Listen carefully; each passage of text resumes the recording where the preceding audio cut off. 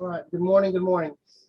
Last week we had technical difficulties, thank you, YouTube, with not being able to really see this video. We talked through some of this stuff, but I actually want you to, Ryan Reeves does really good work, and I think he provides us a better place to start. And he hit some things probably that I missed over when we were trying to gloss through it. This will probably be the last thing that we look at that's around the time here of what was going on with denominational formation. You remember we did the First Great Awakening, which is right before the American Revolution. Then you have the American Revolution, and you have the Second Great Awakening. So the mental simplistic way, which is not wrong, but also doesn't pick up all the nuances. You want to think of the two Great Awakenings as the bookends and the revolution in the middle. That's a fair way to think about it. The timeline is roughly that. But the First Great Awakening is a little bit more defined. The Second Great Awakening is a little looser. And obviously there was things going on between the two that acted like the awakening. So again, that's a very simplistic way of looking at things, but not a bad way to look at things. You just want to have that big flow of history. What we will lead into after this is really talking more about just the broad sense of the 19th century and American growth. And this will be the right, finally getting around to where Baptists, other than that early English expression that we had of Baptists, show up, because they're going to show up in a major way. It's even going to be referenced here in the Second Great Awakening discussion this evening. We will need to and have to spend some time about what was going on with American denominations during the Civil War, because that was a turning point in American history and was an influential factor on some of the structures that we even have today. There's a reason we have a Southern Baptist Convention. It was founded in 1845. And the reason for that is that was before the war, and there had been a break inside the denomination over a number of issues, with the primary issue being that of slavery. And we're also going to see that there were, particularly of the two strongest American denominations, when I say strongest, talking in terms of by size and by growth. Hands down, that's Methodists and Baptists. Not to say that there aren't others that are out there, but hands down, it's Methodists and Baptists. And you're going to see that Methodists and some Baptists as well, but primarily Methodists were some of the most ardent abolitionists that existed. They were some of the most vocal. There were certainly those in some of the more traditional congregational type of things up in New England that were firebrands for that, no doubt about that. But there were a number of Methodists who were very actively engaged in anti-slavery and abolitionist movements, as there were Baptists. You can equally say that there were those on the other side of that issue that were also there as well. So it plays into who we are. The other place I think that it plays into that we need to recognize is we still, for the most part, this has changed some in the last 30 to 50 years, but you've heard this phrase before, and it's a true statement. One of the most segregated times in American history is Sunday morning. And that flows out of that history as well, even though we now have multicultural churches, multi-ethnic churches, far more than we did certainly years ago by far. We still carry the mid-19th century with us in lots of ways. And so just recognizing that, and again, talk about how that's influenced how denominations have worked together becomes important. We'll take a little detour, probably for about 15 minutes in one class. What's going on with Catholics in America? Because remembering that mostly what we've talked about here in America has been Protestant. Those that came were mostly Protestant, and the growing Methodists, Baptists are primarily Protestant. But there is an element of American theological history that is Catholic. And it's Catholic because of immigration in powerful ways. And so we'll talk about that, because there are large Catholic populations that come to the United States, but they come primarily in these waves of immigration. The wave of Italian immigration, there's subsequent Irish immigration, and where they settle then influences where those churches have prominence. There's large Irish populations in the Northeast, so that's where the Catholic presence exists there. So enough about that. I'm going to let Dr. Reeves here carry us away, and we'll stop and talk like we normally do.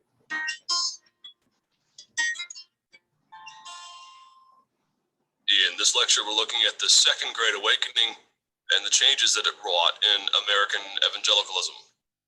And the Second Great Awakening flows out of the time that we've been talking about in general up until this point. The First Great Awakening, of course, is from 1740, just prior to the American Revolutionary era.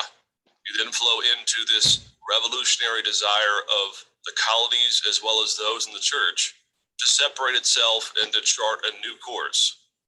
When you get to the Second Great Awakening, which is far more diverse and far more varied, both in terms of its scope and in terms of its theology, you see a real rise of, we want to stress again,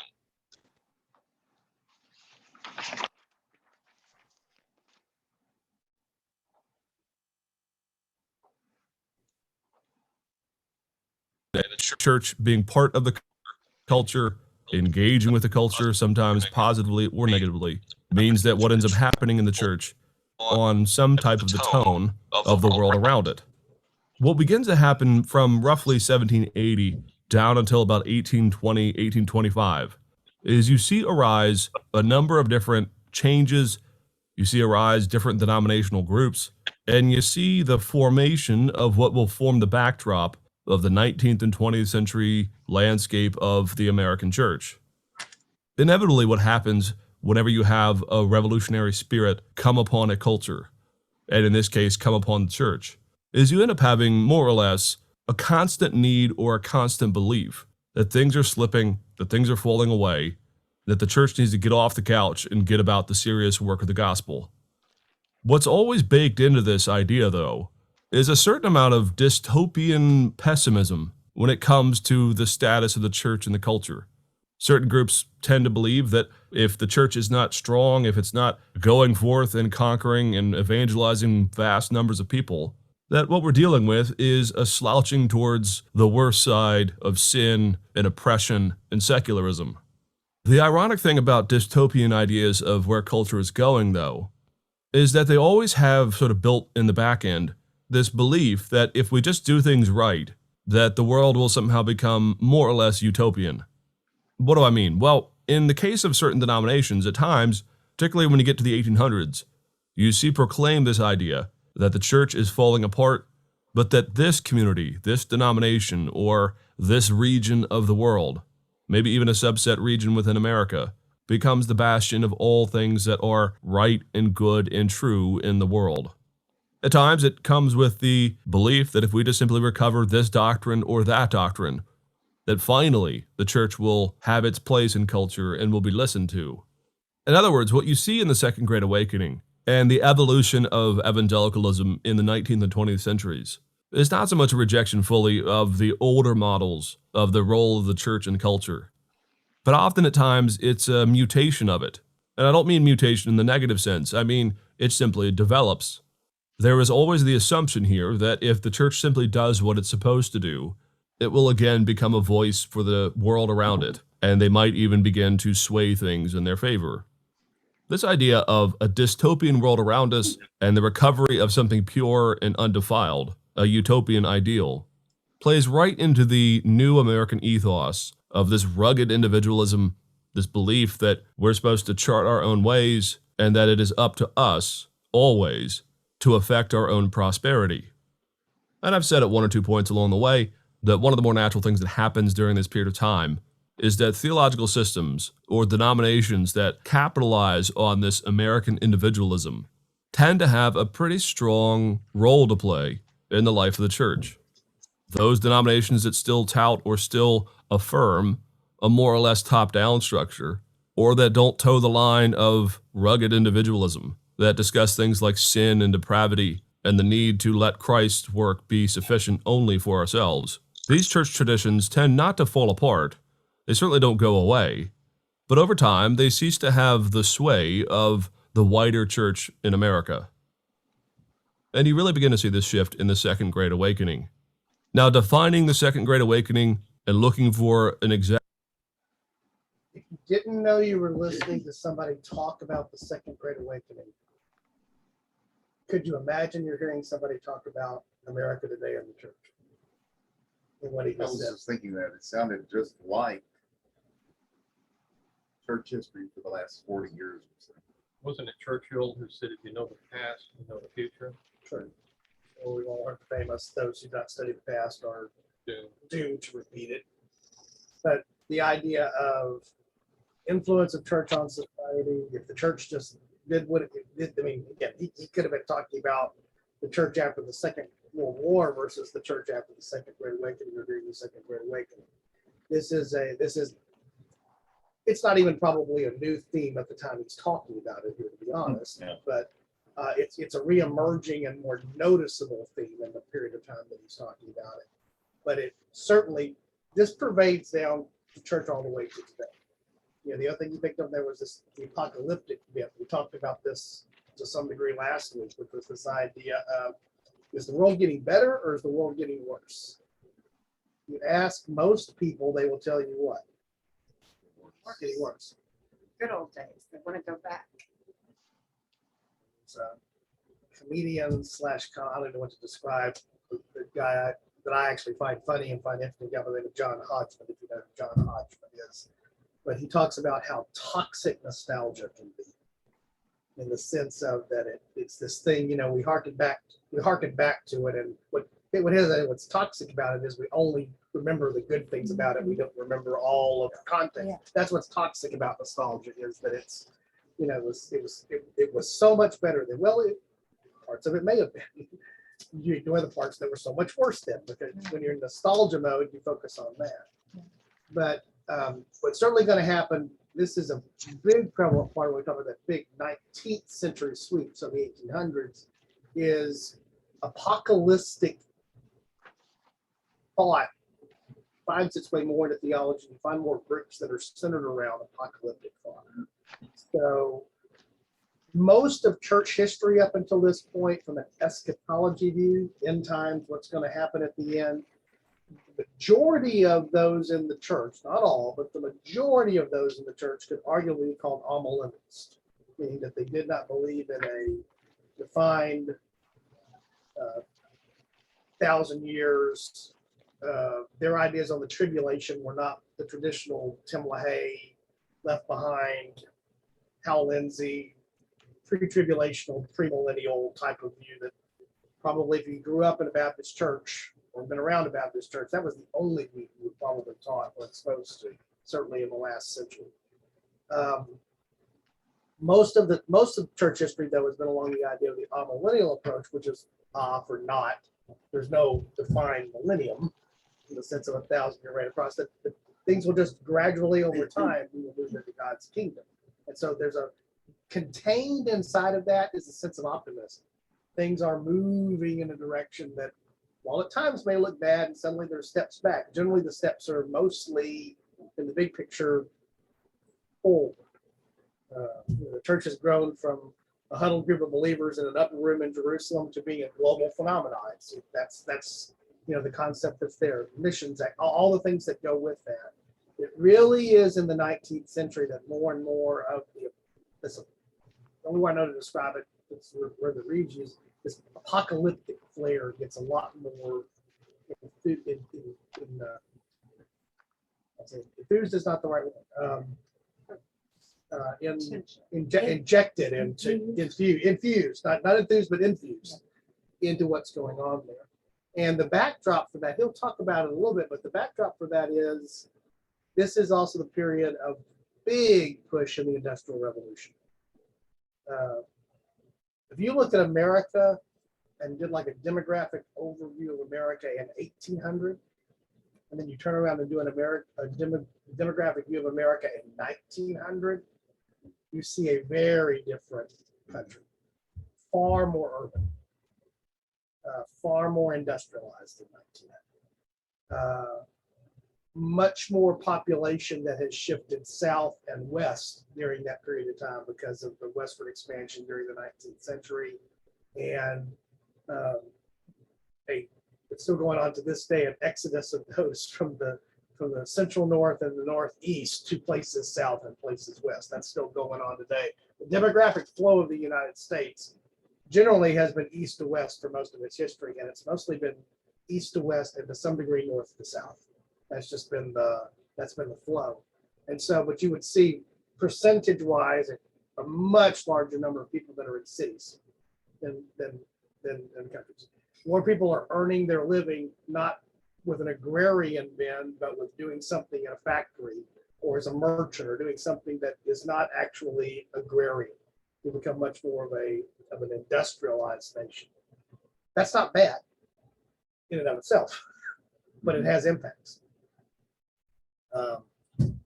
I've done some work on family, family that had farms or know what that's like. I wouldn't be too good at it. That idea of rising when the rooster goes off is not my top thing. I'm not a morning person, but I do know that, for example, people that I know that are my family are, they may be up at 4 o'clock, but they may be done with many of the day's chores by 10, 11 in the morning. And there are times of the year when it's incredibly intense planting and harvesting, but there are times of the year when it's much more laid back. You follow a natural cycle, a natural rhythm for how things work seasonally and even during the course of a day. And that's how factory work works too, right? No. You punch a time clock. You get up at a particular time. You are trading your time for money. And that changed the way that American society worked in a lot of ways. And we find that actually created just actual health hazards, things like pollution, being exposed to toxins, all the things that go on in being in an industrial environment cause health issues. But then there was also the additional health issues caused by overcrowding in cities, sanitary conditions in cities, and regimenting oneself to a 10, 12, 14-hour day at a factory. Let's understand the 8-hour workday, the 40-hour work week is a fairly modern invention, relatively speaking. And so that's what's going on in the 19th century. So that's the societal backdrop for what's going on inside the church. So you ask somebody in the church, maybe in certainly in the 1840s, 1850s, certainly by the latter part of the 19th century, are things getting better? Are things getting worse? Or things are getting worse? And so the response to that becomes a lot of this looking for Jesus to come, because that's the salvation out of this thing they're doing. And then don't underestimate, this is much later, but don't underestimate what war does to people's thinking about what's going on. If you fought through the American Civil War, one of the most brutal conflicts in terms of what actually happened on the field of battle, the technology to kill had risen to a point there that was frightening. Only until you got to World War I. Only until you got to World War II. And so you have, think about the spacing out of those, the 1860s to the 19-teens, the 1940s, maybe a generation there in the late 19th century misses having a major conflict, but 3 out of 4 generations in a row have a whole large portion of their population that goes off to fight go off to fight or go off being close in the case of the American Civil War to fight in these and see things that are just. I'm a fan of military history. I am not a fan of reading the accounts of what actually happened on a battlefield, which is ironic. It's easy to be a fan of the broad sense of military history, but to actually hear what it was like to get hit by a canister round with artillery during the American Civil War, or nerve agents being used in World War I, so this gas that comes over the trench and knocks you out. There's a book that I've read in reference to World War I. I like World War I and try to get as much information as I can. Living conditions among the soldiers on the front line weren't bad. They were beyond imaginable hell. You had corpses here, corpses there. You were trying to eat, flies, rats, and all of a sudden the German right there in front of you. You had to stay on him. I mean, the situation was horrible. Just absolutely horrible. And it's easy, because we're talking about church history and theological history. That's history. That's not the, but it is. This is the context that the church is functioning in. I mean, I've read stuff about Americans that came back, and America, in using the World War One example, America came late to World War One, and so the trench warfare, what became the established mode of combat in World War One, which was weird, still weird to me. I still struggle with it. Is they came into this already being established, and where a lot of the worst things of the early part of the war had already happened, and they had learned ways to stay alive by basically digging up in holes and trenches and things that Nikki's talked about. But I've read accounts of those coming back from World War One, Americans coming back from World War One, and it's the amount of just disillusionment, what they had seen, they had In never Europe seen too. before, and Europe too, and it happened in Europe. I mean, it was- Throughout the world, for that matter. Yeah, and then World War II is a whole other animal. But again, don't underestimate the American Civil War's impact on our country, obviously, but also on how we thought about things and what people were exposed to. One of the things about the Chinese is that their historians say that it takes at least 300 years before you can fully grasp things. I still read up on the Civil War and Stonewall Jackson, et cetera, knowing that he was wrong. He should not have done that. But it's intriguing. And As a in- male. And the only thing I'll say here without not making it currently political is the reason we still struggle with why there should be a statue or not a statue of certain people is this. There's a lot to unpack there. Yeah. You know, it's these some of those figures. That's the right word. I got to say characters, not characters, but people. Some of the figures of just American Civil War history on both sides are some of the most fascinating people you would ever want to study. And some of them were, in the modern sense, the way I think we would describe it today, incredibly right in their thinking. Some were incredibly wrong, and most of them were both at the same time. That's right. And so that's why we struggle with it. I think that's why we struggle with it so hard today. There's the danger of one extreme, which is just pretending it never happened, which is not good. There's the other extreme of being nostalgic about it and giving too much glory to it when it was not for good glory reasons. We still struggle with that today, and again, it still permeates our theology in ways we don't even realize. Well, and two, we can have a tendency to think that we would have done different, but we don't know what we would have done if we'd have been in the same That's a good situation. point. That's a And good so I kind of struggle with those that want to cancel culture and all that. It's like, are you saying that you're so perfect that if you'd have been in that situation, you would have done exactly the right thing? None of us are perfect. And so we have to take history with the good, the bad, and the ugly, because that's the way people are. You know, that's humanity. We're flawed. And they didn't make it right, the things that were wrong, but it's history. It will continue to be history, the things that are done. Well, Whether we like it, it's who we are. Yeah. And I heard somebody say this, I heard this on a podcast a couple weeks ago. It's who we were and who we are. Yeah.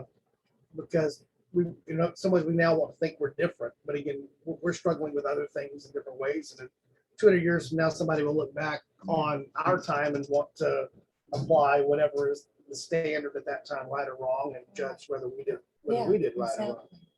Exactly. And thinking back through what we've covered, particularly in the Reformation portion of what we've talked about, is Luther's a great example.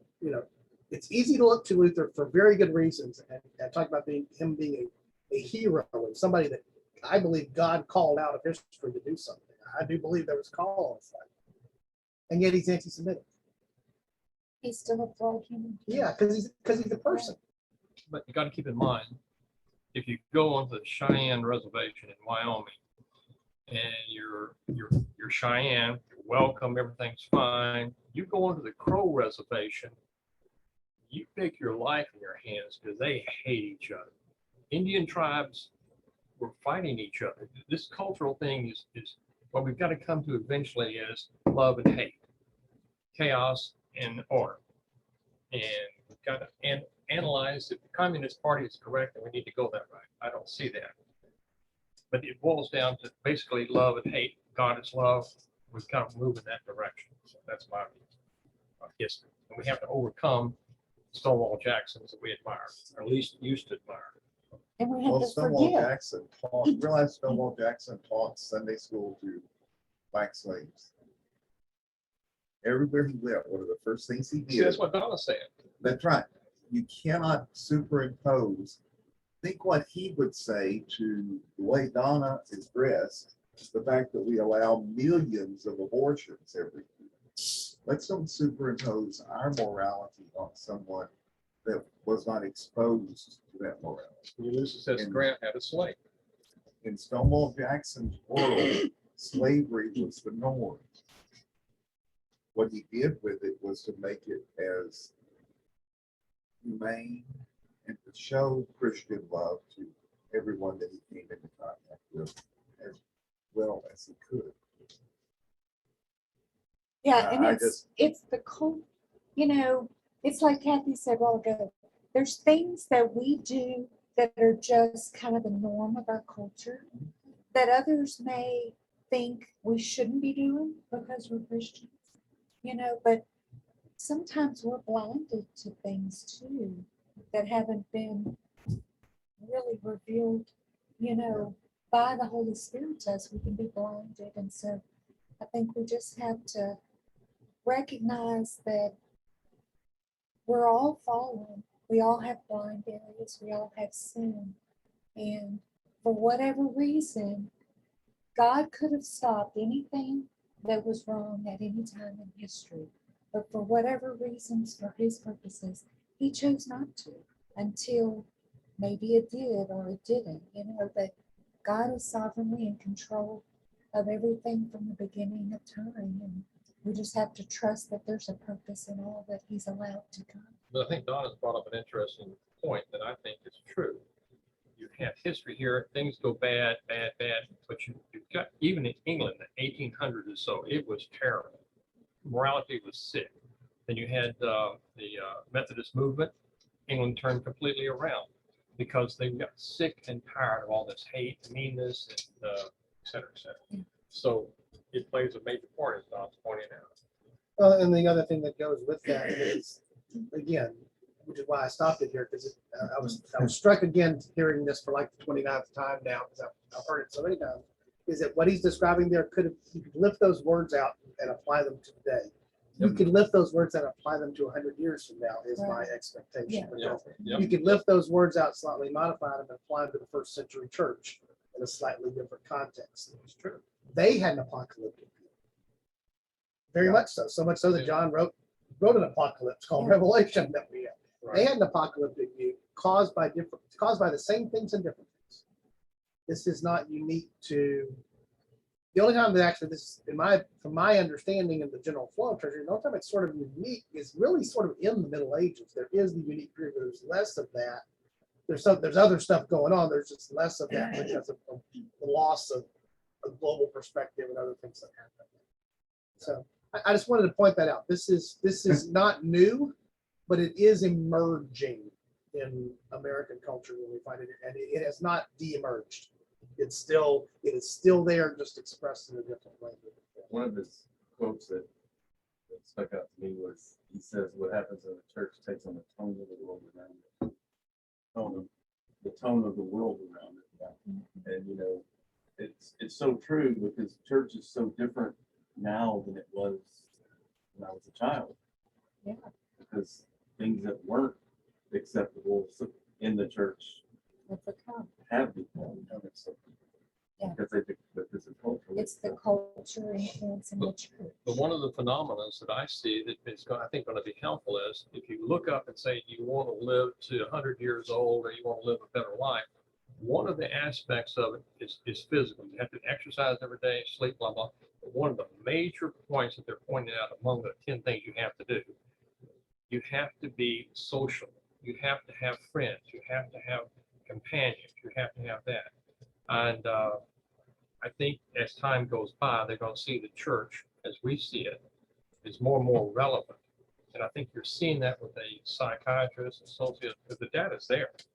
We live longer. We not only live longer, we have more productive lives, and our children do, on the whole.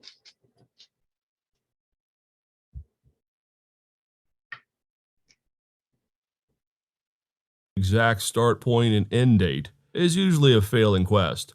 There are things on the horizon as early as the 1780s. It certainly gets underway in full force in the 1800s, and it seems to stop sometime around 1825. And what you begin to see happening here is just what I said. Those denominations and those traditions that tend to be more rooted, tend to be more traditional, might be the word. Groups like the Presbyterians or the Congregationalists. Those who are more in favor of an established, ordinary, slow orthodoxy, you might say. Leadership from the top without a lot of the bells and whistles of revivalism. These groups tend to not embrace the Second Great Awakening, and they tend to not plant or to travel to areas where the Second Great Awakening is having its most significant impact. What's going on here culturally is, after the end of the Revolutionary War, there is this push to go over the Appalachian Mountains, metaphorically speaking, and to settle and to populate regions that before were not the focus of the colonies. And so you see a dispersion of a number of different folks, farmers and workers and these kinds of things, that head off towards the west. Some of them head more into the deep south, some of them head up into the Midwest, but there is a population explosion or a dispersion from the colonies over the mountains into these areas.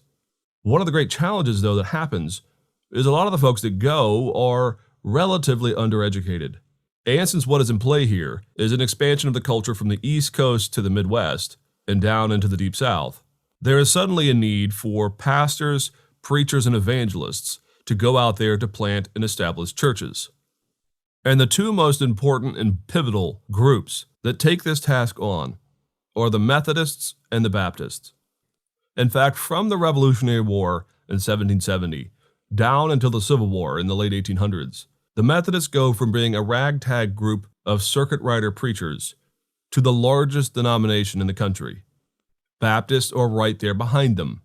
The expansion of America, in other words, brings with it an expansion of certain denominations that have an opportunistic spirit to go into these areas and to plant and to cultivate religious life. Presbyterians and Congregationalists tend to stay more in the East Coast, more in the areas where they had always been. Now, of course, some do go. It's not ironclad that only the Methodists and the Baptists go. But in terms of their central mission, the Methodists and the Baptists take on this charge to move to the western parts or the deep south parts of the world, and they do it with pretty serious vigor.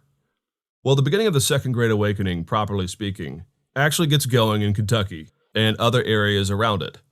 It's in Kentucky, in the area of Logan County, where you begin to see a real countercultural, anti-institutional camp meeting style of revival and evangelistic preaching. The camp revivals in Kentucky, there in the late 1700s, in fact, would bring together at times somewhere between 10 and 22,000 people. It's just simply a staggering number. What's important about this, though, is this is not clergy or establishment led. And here you see the connection between the First Great Awakening and the Second. In the First Great Awakening with Whitefield and Jonathan Edwards, you had two men that really felt establishment. Men who could be trusted at times by certain people within the established structures of the institutional church. No one's going to really fault them for their theology or for the quality of their education. But still, they were relatively anti-institutional in the sense that they went outside the bounds of the church to affect their evangelistic preaching. And this is particularly the case with George Whitefield. Here in the Second Great Awakening, though, again, a lot of that revolutionary, rugged individualism really begins to peek its head out here. And just simply the sheer numbers involved with the Kentucky explosion of these big camp meetings, you begin to see that this is having an effect. The other reality, though, is at this time, of course, the Methodists are overtly Arminian. In addition, the Baptists have a very strong Arminian streak within them. There's always a bit of back and forth between Reformed theology and Arminian theology in the life of the Baptist Church.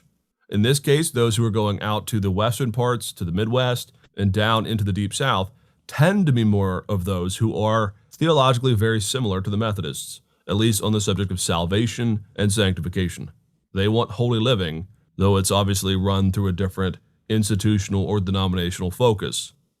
And we mentioned in our lecture on the Revolution and the American Church that men like Francis Asbury and Thomas Coke go up and down over thousands of miles on horseback, preaching what we call today the circuits, and these men were known as the circuit riders. They simply went everywhere preaching the gospel. They were also very revolutionary in the way that they applied their theology. Both of them were Arminian, and they appealed to this idea in the American ethos that the most important decision one can make with the new freedom that they felt that they had after the revolution is to choose God, to choose the Christian life over against the alternatives. Now, obviously, that's not the entirety of their message. They are preaching Christ and renewal and revival. They're preaching evangelism. But the pastoral implications of what's going on here is very much appealing to the idea that what needs to happen here is a life of holiness and sanctification. There needs to be a restoration of society. There needs to be those who are downtrodden brought up and those who are haughty brought low. There's a real egalitarian spirit here within the Methodist circuit riders. And we mentioned, of course, that Francis Asbury even goes. And the tie there to American politics is that while America was not as, the American colonies were not as stratified as in society-wise the way that England had been. The American Revolution creates a great flattening of the population. There really is not this up and down hierarchical, it becomes this. And so this idea that it's a flat structure played very well, as I've talked about this before, to Methodist and Baptist organization. Yeah, if there's a bishop, he's really not over, he really can't tell us even what to do. That's just a position of coordinating authority versus the ultimate extreme being the Catholic Church and all of its levels of clergy. But even the Anglican Church, even some of the other congregationalism and democracy have this connection to each other because they're an organization. We organize our society like we organize our church, we organize our church like we organize our society. And I don't trust anybody further than the local school board. I don't trust anybody further than, if I trust them, and I don't trust anybody further than the local church because I can directly influence and talk to them. Change back to that in the 20th century in the U.S. because of just changing how government structures. By the way, much of that brought on by war, which to me is an interesting dichotomy of this whole thing. But this idea of circuit riders, is a big thing. Again, that one guy's always depicted there on the horse. So far as to bring into his preaching circuit a man by the name of Black Harry Hosier, who was the first African-American preacher to address a predominantly white audience. Really radical things. And I think we need to stress right here that there are a lot of good things that come out of the Second Great Awakening. The appeal to holy living, to the improvement of the lives of the people around us, brings into the American evangelical culture all kinds of things that had not been there before. Things like Sunday school, a movement that actually got underway to actually educate in the traditional sense, people that had no skills, those who were illiterate, those who needed to have their lives improved. It also brings about the tract and Bible societies, things like the American Bible Society. It's also these folks that tends to stress abolition as a requirement for those who are Christians. In fact, one of the underexplored and underappreciated realities of American evangelicalism, particularly during this time, is the fact that a great number of evangelicals during this time actually take up the cause of abolition. Now, it is certainly not everybody. There are those who in a traditional mind frame continue on with the arguments that there are differences of levels of society and that people who are slaves are not really being treated poorly, the kind of head in the sand argument. But the abolitionist movement, it's driven in part by the Methodist movement. The Methodist movement from the very beginning, all the way back to John Wesley himself, is opposed to slavery. John Wesley actually wrote a tract against it, very, very violently almost. In fact, as violent as you're going to get Wesley being, just slamming the practice of slavery in America. And so it should be, again, acknowledged that as the Methodist movement, from the Revolutionary time to the Civil War, as it becomes the lead voice in the most significant denomination in America, its abolitionist stance becomes vital in the run-up to the Civil War. And there are other strengths and weaknesses that come out of this world, which we'll look at in later lectures. Still, though, the Second Great Awakening is often noted for some of its excesses and its abuses when it comes to the revivalistic spirit. And this is noted by both religious historians and just simply historians of American culture. There are so many excesses and an ongoing reliance on revival and big tent meetings and this kind of individualistic approach to the Christian life that obviously there are going to be opportunities for abuse and for problems. Now, some of these abuses are unintended consequences of the Second Great Awakening. Others are more or less people that should have known better or should have been stopped. But because of the ongoing anti-institutional model, because those who were in power before are no longer the lead voices, and they can no longer censure or stop rogue voices from leading a charge for revival, often in American evangelicalism, beginning here from the Second Great Awakening, we see some of the checks and balances that had been there from the beginning no longer having its punch. And you see this in places like what's called the burned over district. The burned over district is an area in New Jersey, New York, that became more or less a crisscross, a kind of crossroads of so many of these revivalistic circuits that there ended up being a staggeringly high number of revivals preached in this one area alone. In fact, compared to other areas of America, the burned over district becomes the most revivaled, you might say, to coin a word, area after the Revolutionary War. And people have done studies of this to this day, in fact, and certainly shortly after the Great Awakening. The name burned over district is used because so many of the populace there just got simply numb and tone deaf to the constant revivalistic preaching that came into their community, that there is a residual effect, perhaps, of so much excess when it comes to revival preaching, and no opportunity or no strategy to put down deeper roots of a more ordinary, regular church life. Of course, the man who often gets the lion's share of the blame for the excesses of the Second Great Awakening is Charles Finney. Charles Finney was born in 1792, and he lived a good long while. He died in 1875. Finney is a pivotal figure because what he does is he doesn't simply preach revival. He actually kind of cans it and packages it and makes it a method. This is how other people could reproduce revivals in their own communities. Finney had been a Presbyterian. He eventually rejects Presbyterianism, and he embraces something that comes to be known as the New Divinity. And this is essentially Arminian in perspective. Finney never quite gives up all of his Presbyterian roots or his Presbyterian theology, but he is overtly Arminian in his understanding that it is the free choice of the individual to accept God, and not a matter of God's election or choice of the individual. And the theology and the application of Finney to the revivalistic spirit of the Second Great Awakening is often misunderstood. It's sometimes alleged that because he's Arminian, he is therefore manipulative. Actually, there are a lot of people who are Arminian during the Second Great Awakening who are not manipulative. Finney's choice, though, was to argue that the results of revival could be manipulated. In fact, he printed up a number of how-to manuals in which he talked about ways for people to stoke up revival because you could manipulate the free will of the people involved. And this is certainly far beyond anything that the Methodists would be doing. One of the more famous ones that Finney invents is something called the anxious bench, which would be a bench up towards the front of the service, and if someone feels that they're on the verge of a real embracing of the gospel, or if they feel that they are on the verge of God coming upon them to really give them one of these ecstatic experiences, they would go up and sit on the anxious bench, and then all of the prayers and the focus of those in the audience or the preacher himself would then churn and be directed towards this person.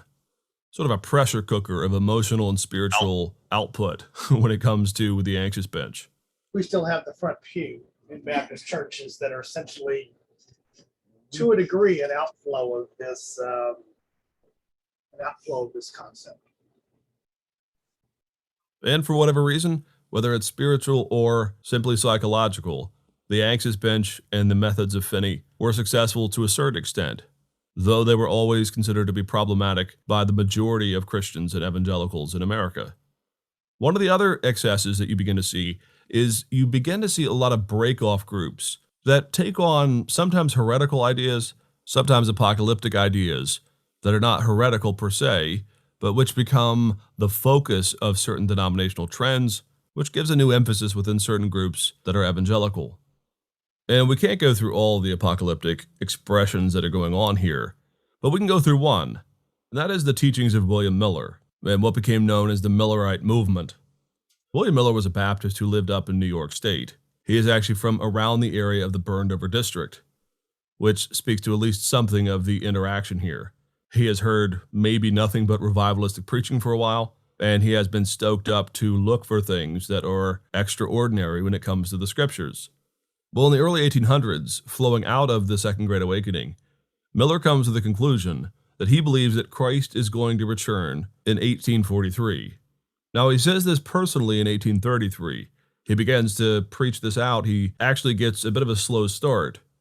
He starts to tell others of his ideas, and some begin to buy in, though of course a lot do not.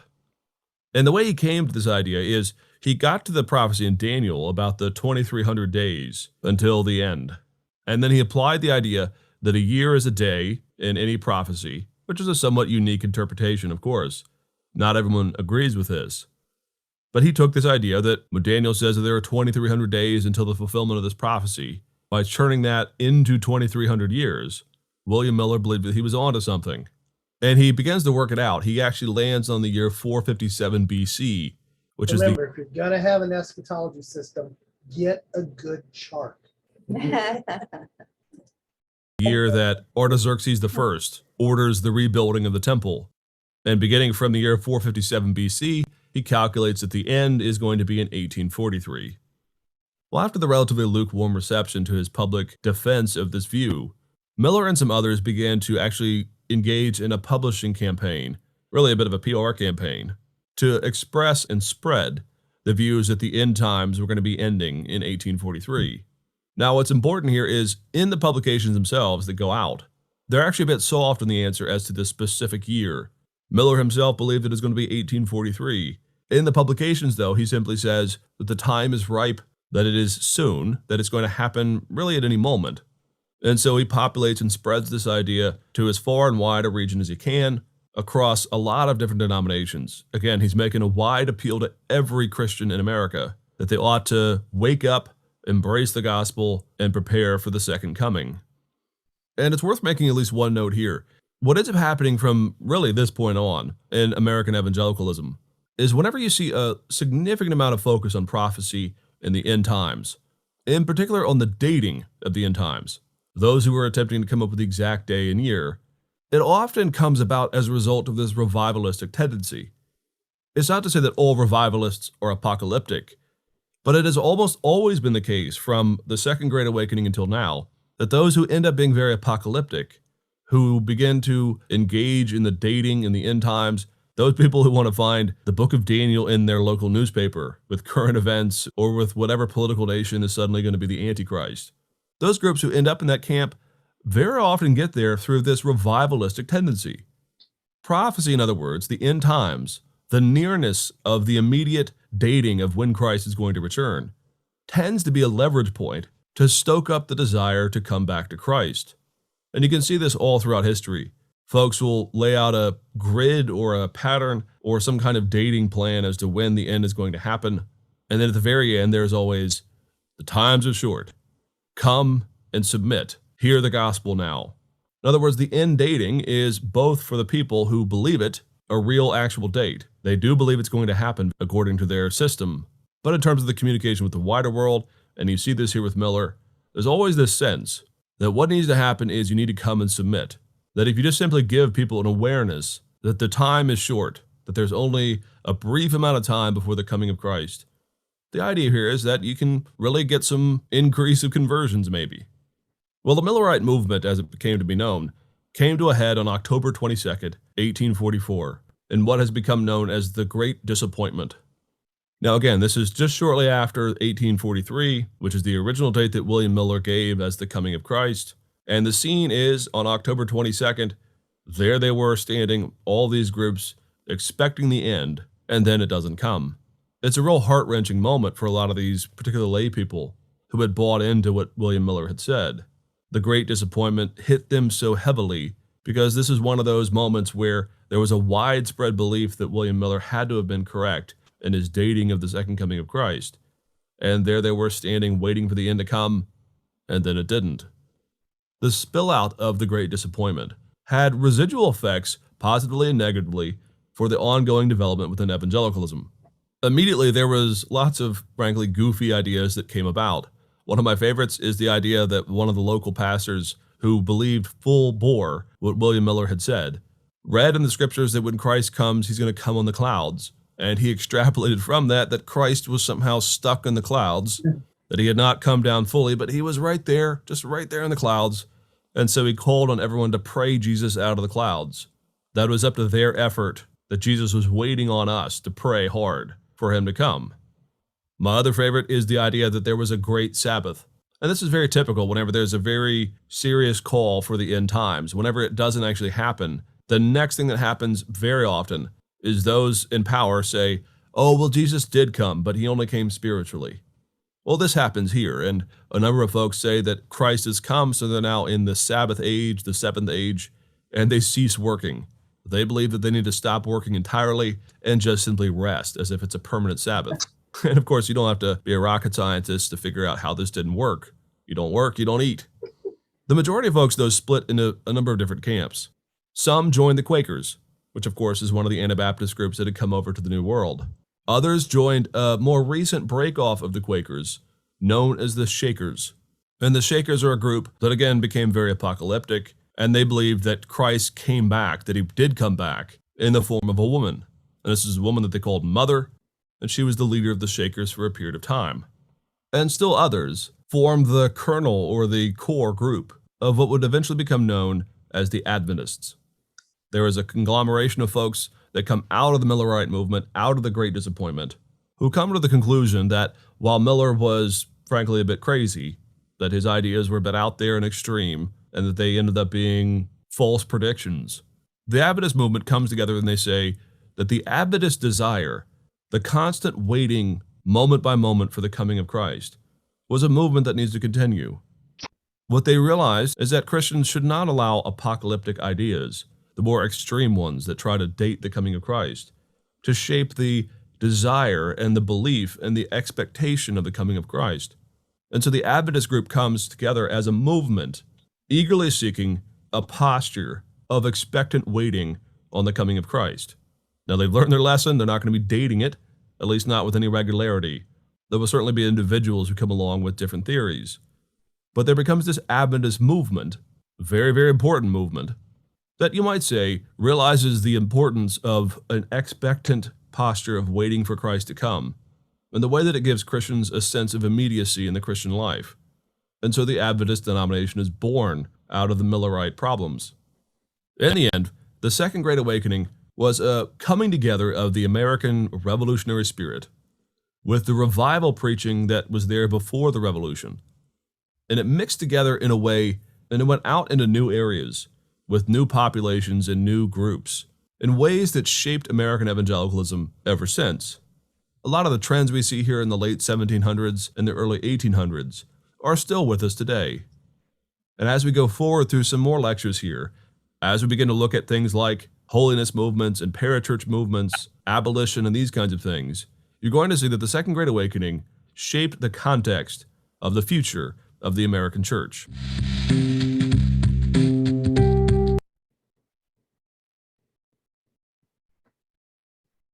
Questions, comments? Early on, it flashed up on the screen, somebody named Alexis de Alexis de Tocqueville. Tocqueville. He was a French, I'll go philosopher. I'm going to try to find one word to describe who he was.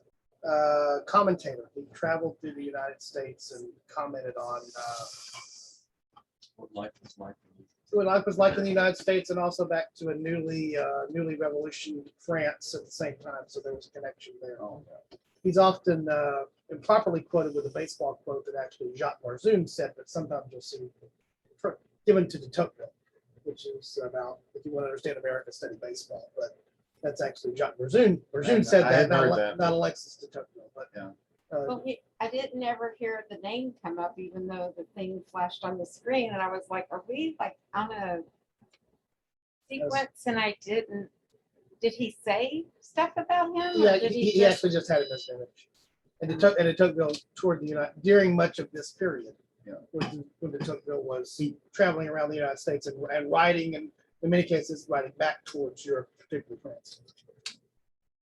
I don't remember, I haven't read all of the Tocqueville observations, but I don't remember him commenting specifically on the religious revivalism, but he talked about the advent of volunteerism and organizations, that voluntary organizations that I'm sure that are connected to the Second Great Awakening.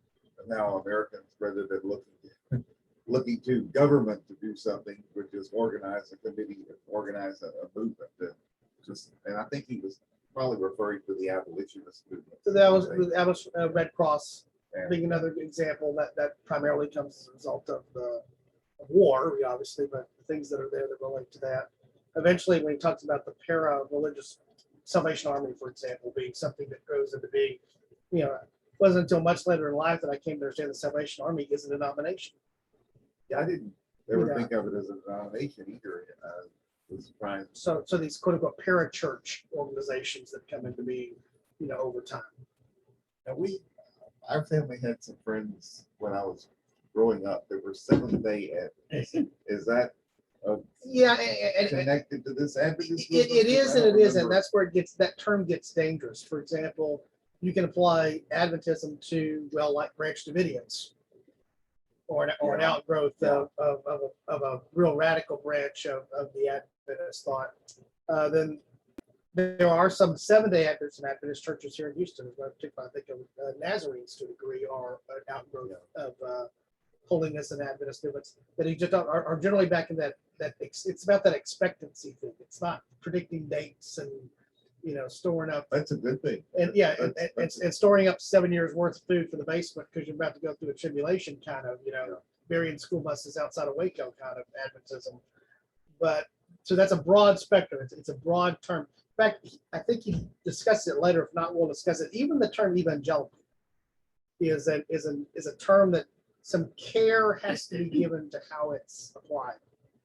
Because it carries a 21st century context now, late 20th century, early 21st century context that is far more political than it's been than theological than it's been. And it even has varying ways you might define it theological.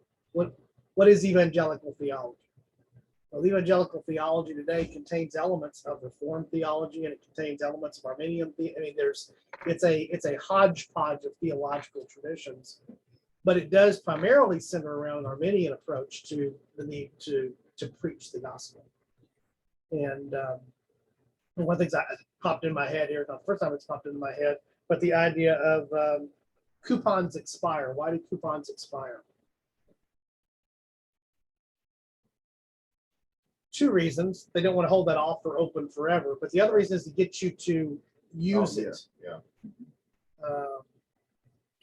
There's an element of if Jesus is when there's a sense of urgency and expectancy that ties to a sense of needing to have action in a defined period of time.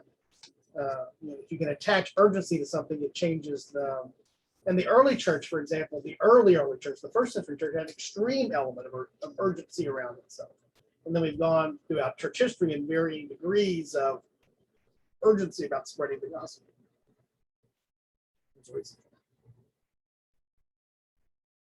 Questions, comments? Salesmen still use the tactics today. Yep. If you buy this today, I'll give you. Yeah.